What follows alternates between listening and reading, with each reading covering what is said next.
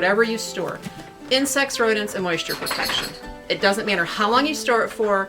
Everybody's susceptible to these things, whether you have them or not, whether you've ever had them or not. You've got to think of protecting your investment, because the pantry is just that. It's an investment and it's an insurance, and you want to make sure that when you have to go to it, that it's there and it's in optimal condition. You don't want to have to be, in a position where you have to eat from it and you're feeding your family food that has been, exposed and compromised by insects and by rodents, or is compromised because of moisture.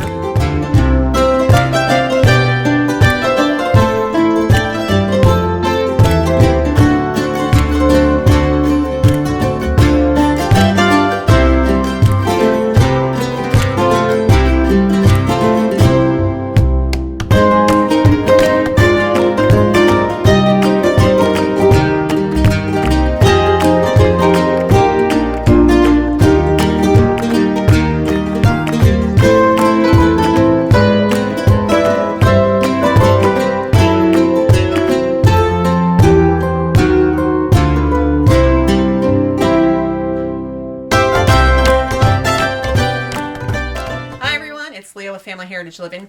We wanted to do a third installment into our pantry videos. Today we're going to talk about storage containers, and there are several ways that you can do this. Now, keeping in mind, I'm going from a perspective that you probably really don't have anything in your kitchen other than the standard storage containers that you would normally find. You're not going to really have 5-gallon buckets. You're not going to have a lot of glass gallon jars. You're kind of starting from scratch. That is that's the area that I'm looking at. So if you know all this, you guys just, I guess, turn me off or listen anyways. But some of the, I'm not a big advocate of plastic in the kitchen or anywhere in the house except for 5-gallon buckets. And obviously I have to address this elephant because it's sitting right here.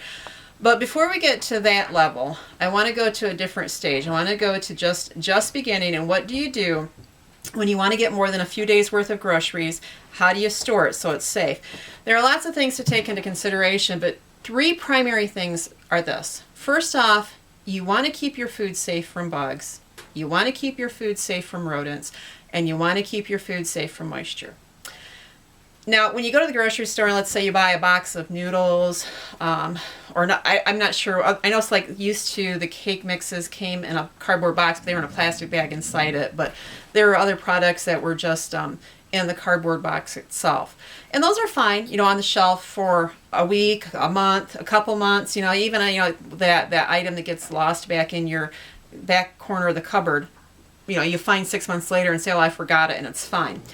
But when we're talking about food storage, we are talking about an insurance policy that you want to keep optimal. So you just want to assume that even though maybe you've had an experience with 1 or 2 or 3 or 4 items that have done well on your shelf for what you feel is an extended period of time, you want to look at this in a different perspective. You want to look at this in longevity, even if the longevity that you're looking at is only a month, 2 months, or 3 months. So we're gonna go at it in that direction.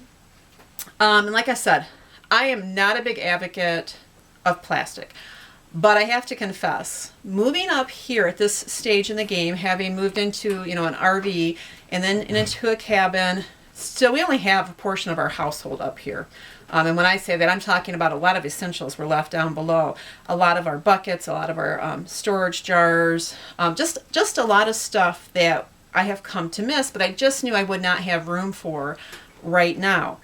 And in the ice boxes, we couldn't, with the ice boxes weren't set up until just as we moved into the cabin. And of course, summer came along and we couldn't use them because we didn't have electricity like we did below in order to freeze the bottles to make the ice boxes cool. So we were using coolers. In the coolers, containers take up a lot of space. So I had to resort to using Ziploc baggies. And what I had to do was use them for storage purposes for dried goods. All right. For example, this is a bag of cocoa. I had a bucket of cocoa, 3-4 months ago that we'd been working on. And used to, depending on what was in the buckets, I would open my buckets And if it was flour, I just leave the lid on because I use so much flour. Or if it was wheat, you know, something like that, I just leave it in the bucket. But if it was something that I didn't use regularly, that it was going to take me 6-7 months to get through the bucket, I would transfer them over into gallon glass jars, like this one right here.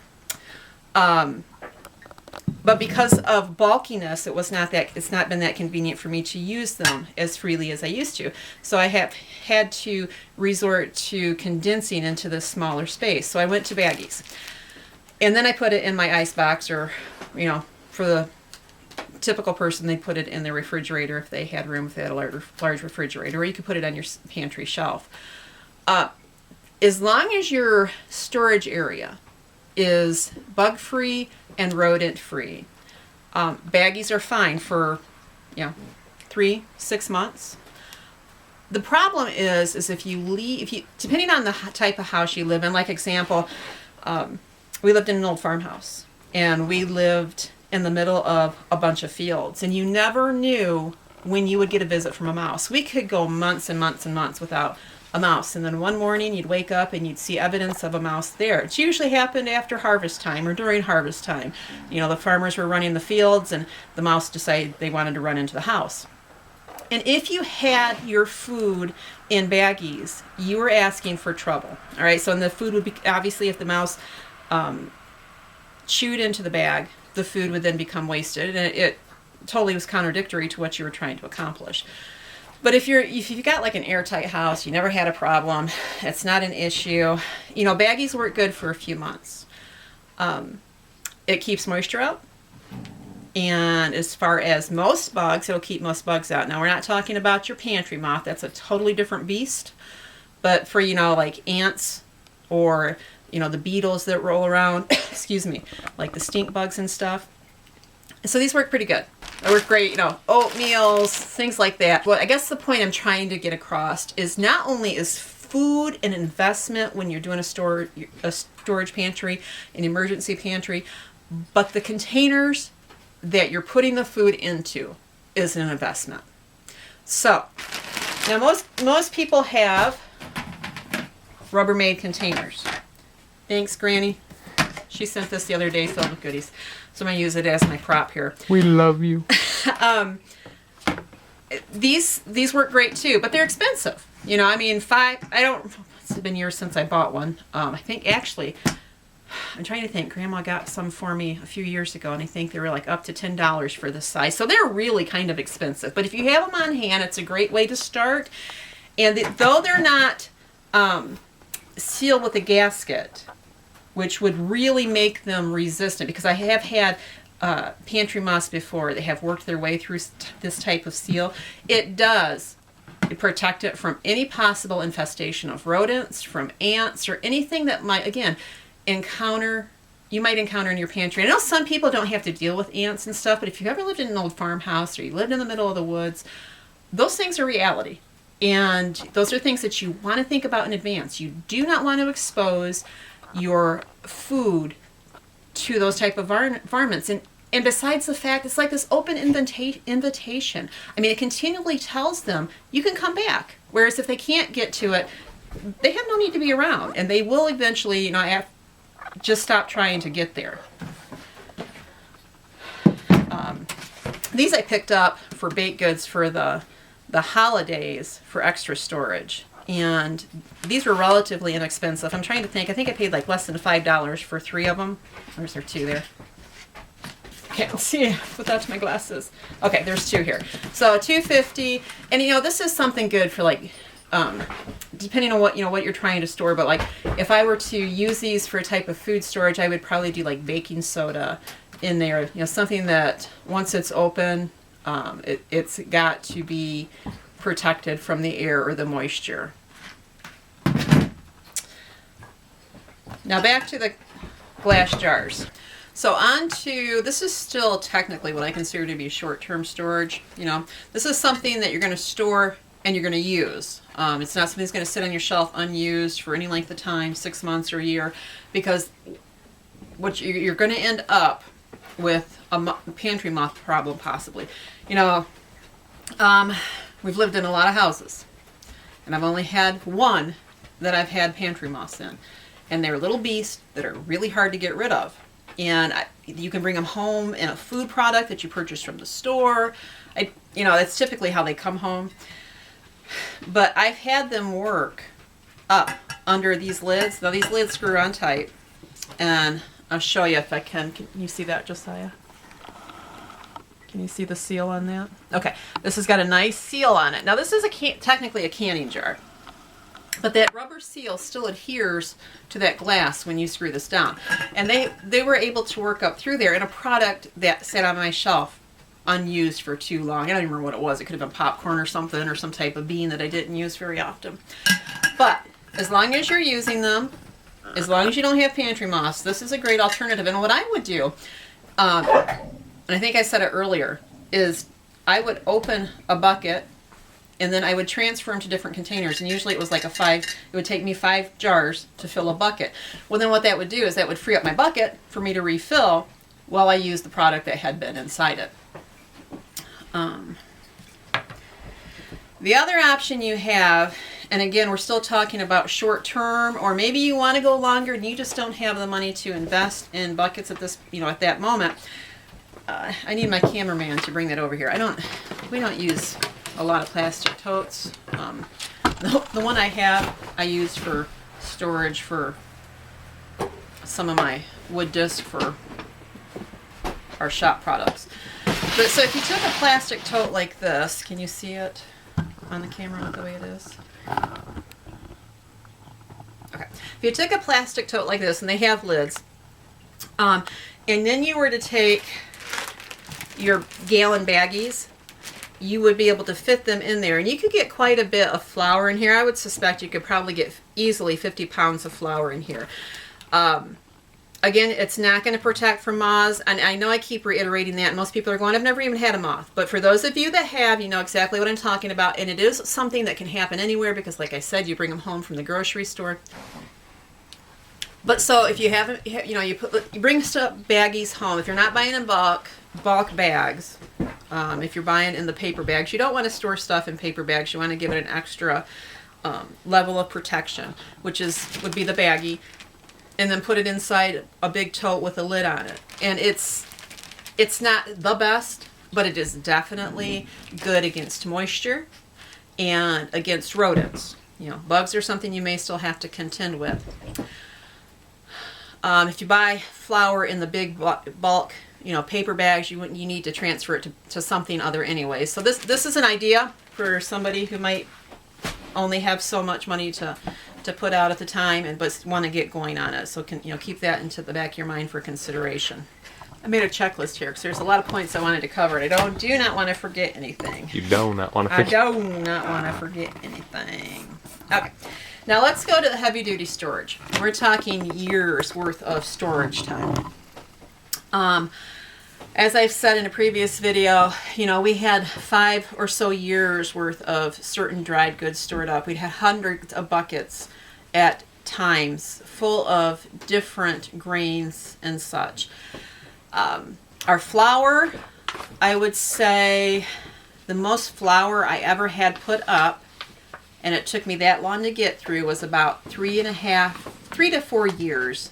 Buckets, you know, a lot of people, and again, you've got to consider your area. You've got to consider, you know, do you live in a humid area? Do you live in a dry area? What's your heat temp, index like? Are you in a controlled environment? Meaning, do you have central air and central heat? All these things definitely make a difference. But the biggest things you want to, again, focus on when you're going for food storage right now is to protect your food against bugs, insects, rodents of any kind, and moisture. Buckets are like a huge aid in this, and they're not really that expensive. Probably the most expensive part of the bucket is having to have them shipped, so it makes it really inconvenient to purchase 1 or 2 buckets at a time compared to, you know, buying a huge quantity and then getting a really great deal of shipping on it. You're less likely to buy 1 or 2 buckets at a time when you have to pay shipping. And the shipping, there's no break in it for that small quantity. So that's another video. But this bucket was sealed. Can you see the date? Now this is a reused bucket. The original item in this bucket looks like it was white sugar. And when I emptied it, we put wheat in it. And this was back in 2008. Now, storing things for 10 years, some things you just don't want to store, even grains. You don't want to store that long, certain grains. But there are items that you can store freely. A lot of things lose their nutritional value. But a lot of things, because they have a great shelf life, like a wheat, and if you're storing for an emergency, even if you're rotating, it's really okay.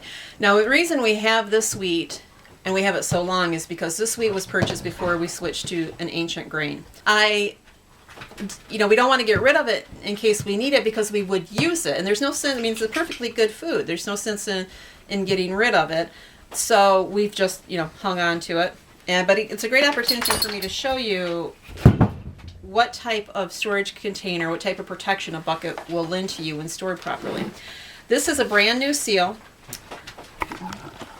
And they are hard to maneuver. They're hard to deal with if you're weak in the arms or whatever. There's a special tool, and I used to have one, but I never used it. It was more of a pain than anything to open these lids. But when you break this seal, and you only have the seal once, and you can reuse this lid over and over, you just have to pull that. Most of the time they come off pretty easy. And then that tool, you can see how long this has been here. It's got a huge dust ring on it.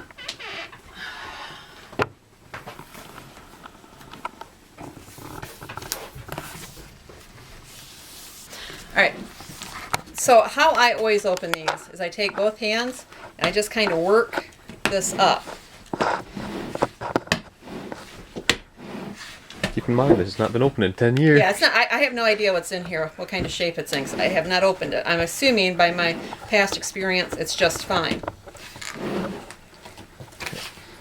Okay, and check it out. Ah!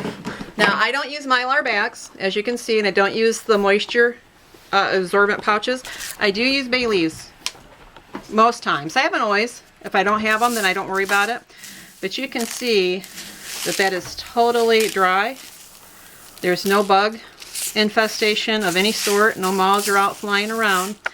This is what the lid inside looks like. The most important thing about these lids, and you can get these replacements, the lids are relatively cheap. But the most important thing about these lids is the seal. That seal needs to be not only clean, but free of cracks. If you've got a seal full of cracks, you're going to be compromising the quality of your food storage. So something definitely to keep in mind. So again, 10 years old, totally fine.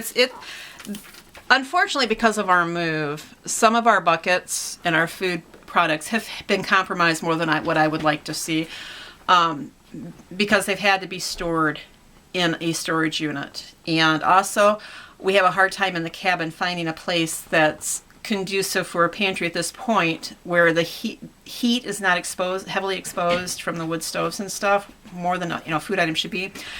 Now, I feel like Geraldo Rivera here because we're going to go look at something. We had forgotten when we were moving in that we set 3 of our buckets with food items that we used outside. And we came across them, I don't know, maybe a month ago, and forgot about them again. One of those, wow, they've been out here this long. We'll bring it in later and check it out.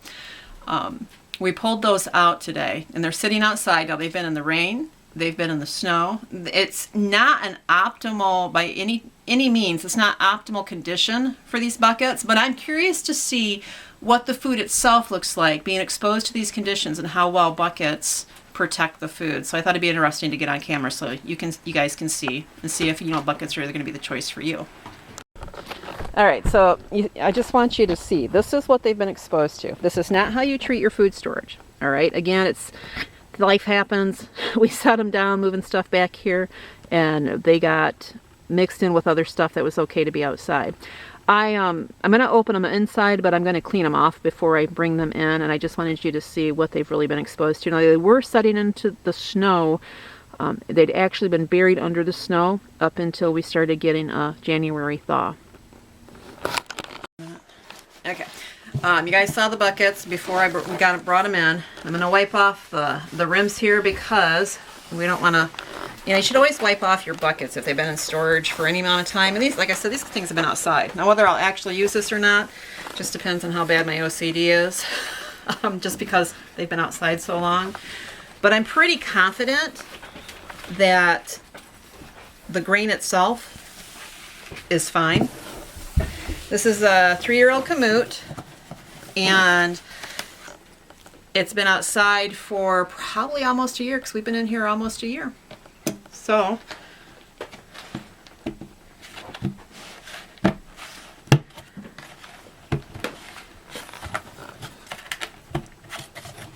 check it out. Check that out.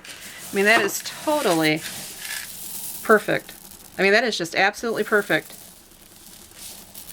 I'm so impressed. Okay, this is a 7-year-old baking soda bucket. This is a bucket that I would use for cleaning. So I'm not overly concerned about how much dirt I get off the outside, because it would not be anything that we would ingest. But you don't want to pollute it either with a bunch of stuff. Clean for cleaning. Alright, so let's see what we got here. What is under lid number 2? Alright. The seal, as you can see, can you see that very well on the camera? It's dry. There's been no compromise of moisture in there. The baking soda is dry. And that's after sitting outside for almost a year, exposed to a huge number of different elements, very severe in this area.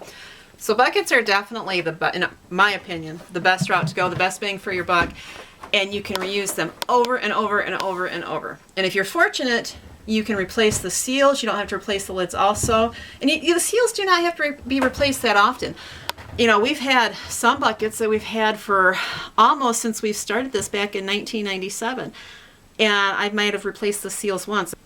Now, the other thing I wanted to mention before I forget about buckets, and this is important, we used to have a favorite place where we got our buckets. And we just found out that they no longer sell, this is a 5-gallon bucket. They only sell 6 gallons. When we first started food storage, we bought 6-gallon buckets. We didn't buy many. We bought about a half a dozen or a dozen.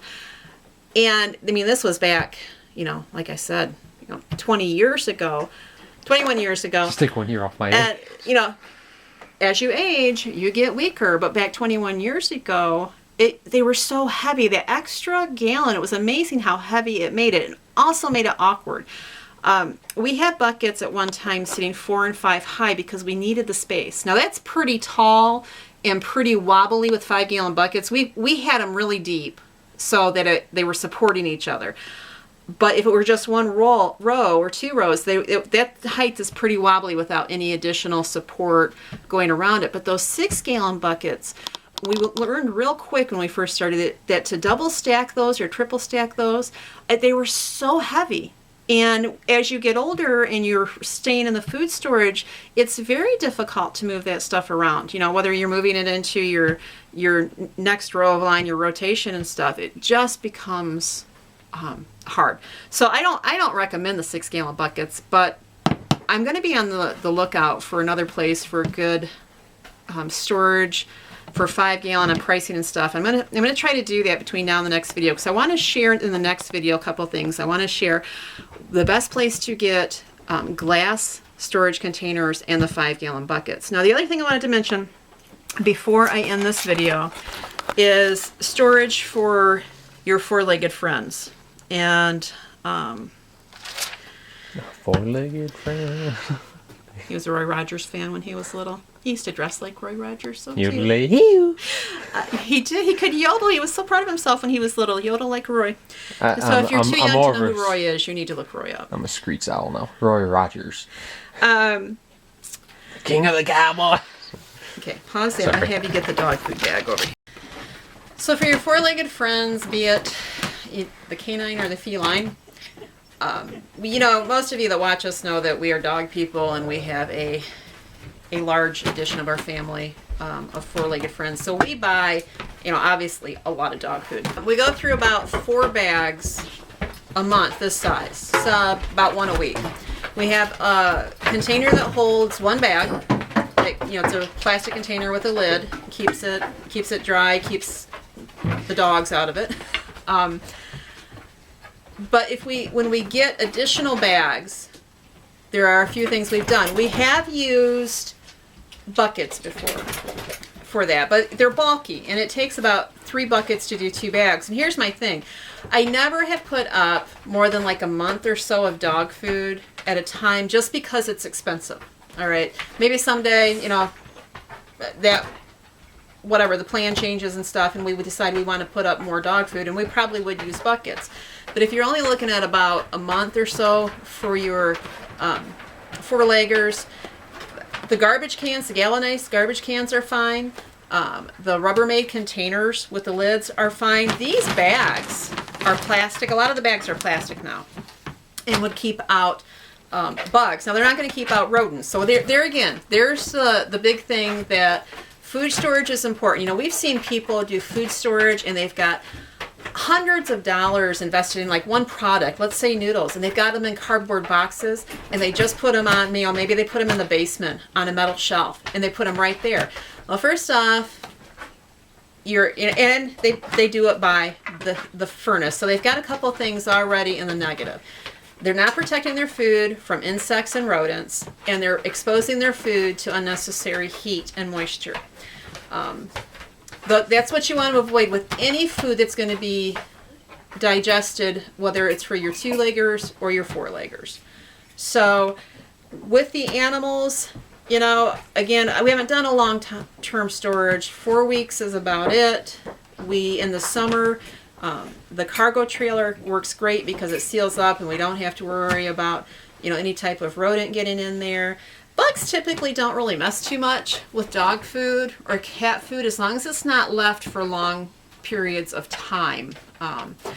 And a lot of the dog food bags, even if they're not plastic on the outside, they're lined with a thin layer of plastic on the inside to help protect from moisture and to help protect from the insect. So I guess that's my thoughts there at this point in time for the dog food or the cat food.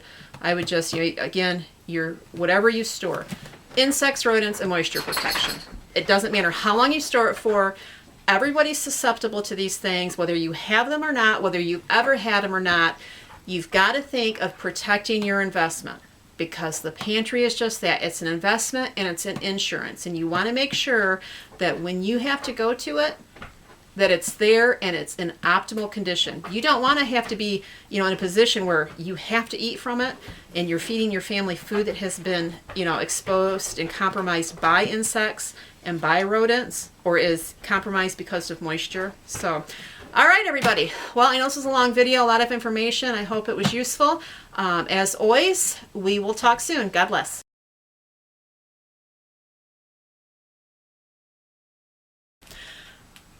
And I always double mine, just because. Oh, that one's not double. The other one's double. We'll take that out. Live footage. I'm a liar. It's in the raw. It doesn't have its covering on. I owe you $1. Reposition it. Now, Hello. Hey. Hey, babe. All right. You're laughing. That's good. And sometimes it can take a little doing. Just saying.